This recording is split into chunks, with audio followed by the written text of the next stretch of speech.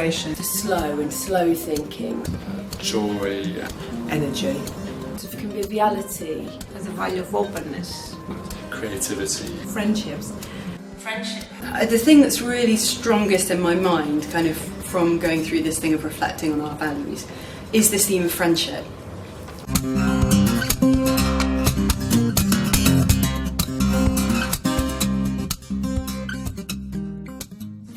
In Britain, we've got some really good community projects all over Britain, starting from all different places, and they're amazing. They're really good. You know, what's really strange is that they can be creatively put together and carried out, and then guess what? Someone comes along and says, according to my standards, I'm not sure you've done very much.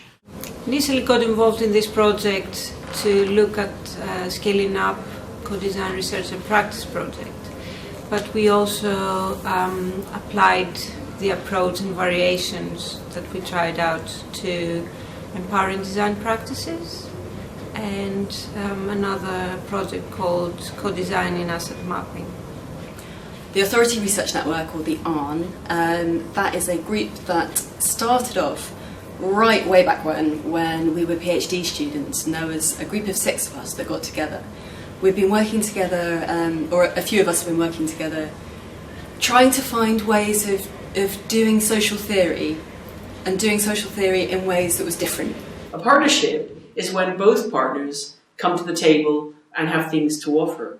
What use is that if one partner's achievements aren't even recognised in the merit system of funding the project?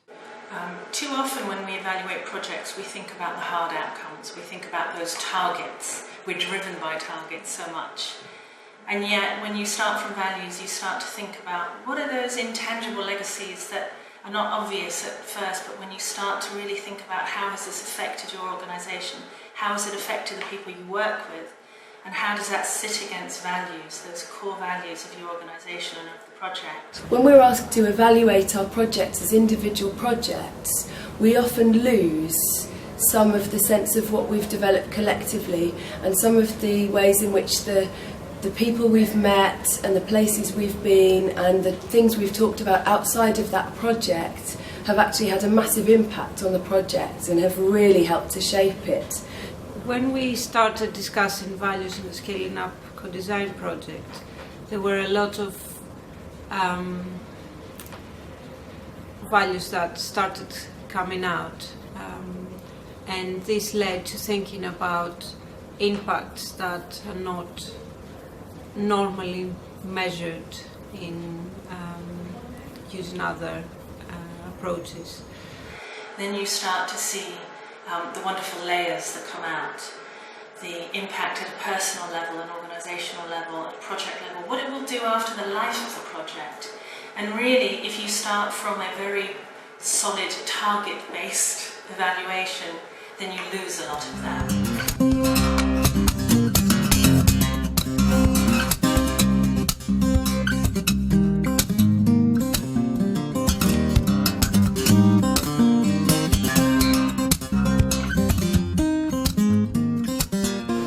Various ways to see this intangible aspect. It could be things that are difficult to measure. It could be things that maybe are not easy to express, or they're hidden for some reason, maybe because you haven't given the time to think about them, or you really need to go through a process of trying to unearth them and to make them visible. The importance of discovering this type of legacies, which is the legacies of the deeper possible level, is because you start understanding the reasons and the conditions for success or failure of aspects of a project. Part of what we found so productive about these projects is, we get these really rich relationships. We actually make friends with people, and that creates a space where you can think together and do new things in a way that you have the sort of confidence and trust to do that in a way that you don't if it's just in a very kind of professional working relationship with people you don't know that well. So trust is something that enables us to be to work together in friendship, as something that enables us to be much more creative than we would be otherwise. To say something that you know is probably stupid, but you say it anyway, and actually sometimes it's saying those things that might be a bit stupid or a bit out there or something that actually leads to something. I mean, sometimes that doesn't lead anywhere, but sometimes that's actually where really interesting new things come from. We've formed a strategic partnership with Open University on the strength of a number of collaborations. And ultimately, we know that the collaboration and the now strategic partnership works because we have that shared value set. Being able to articulate that very clearly has also helped us get buy-in from beyond the core working group to the organisations involved. Friendship was really important to me from the Scaling Up project on a personal, sort of transformative level. I learned so much from the other community partners on the project, in particular from Sophia at the Glass House. The really exciting legacies that we captured around Scaling Up co-design was realising that starting a partnership with Silent Cities, talking through our values, we understood actually we're trying to do the same thing, we're doing it in different ways, and when we brought those ways together, we created, both of us, new ways of doing things. The friendship has led to the development of new services, as we were both keen to explore different ways of continuing to work together. So that's led to us considering media placemaking as one of our services that we offer to clients. Kind of like you sort of thought of it before as like these are like these nice bits, these things about friendship and trust and so on. That's the kind of nice thing that we get to do, and it's like the bonus of our job. But the real work is writing the outputs and doing the stuff. And I realised actually no, that's nonsense, because actually that's what enables us to do really good work. I really like these ideas of saying, oh, actually, these forms of friendship or joy or creativity or something, actually, they are an important part of research. They're essential things to be doing if we want kind of research to be doing, having the effects we want it to have in society. I suppose one way it makes you think is about how the work we've done with the network crosses into and animates your research work and your teaching work, so that a big part of my current job is research, is interviewing, is building relationships with participants, is organising events, and I think the values that we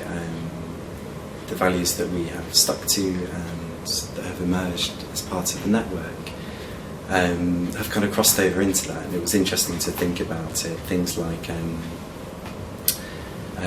the kind of slow thinking.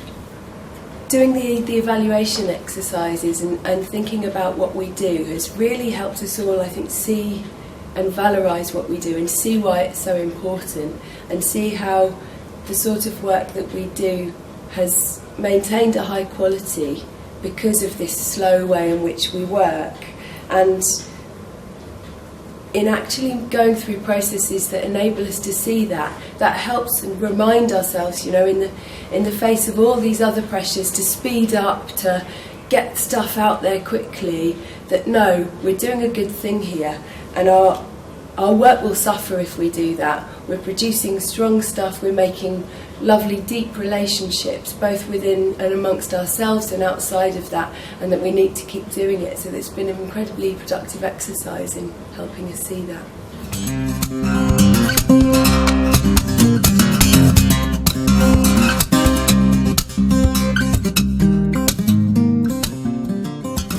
Thinking about friendship, and I've started doing a little bit of reading about friendship. I'm actually thinking now of doing a research project on it, thinking about the role of friendship.